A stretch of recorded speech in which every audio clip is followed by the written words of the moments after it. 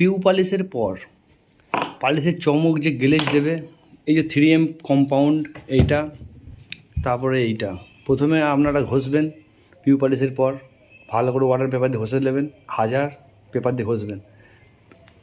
ঘষার পর এইটাকে আপনারা মলম মতো লাগিয়ে দেবেন, আচ্ছা করে কাপড়ের মধ্যে ডলবেন। এই যে কাপড়ের মধ্যে ডলছে আমাদের মিস্ত্রি, ডলছে দেখুন, যত ডলবেন যত মুছবেন দূরে দূরে তত আমাদের গ্লেজ হবে।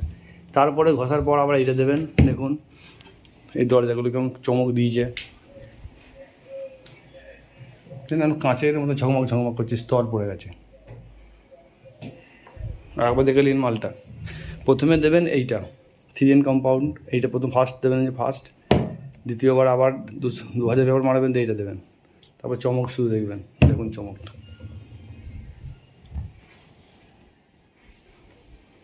আমার মিস্ত্রি হচ্ছে 500 মিস্ত্রি।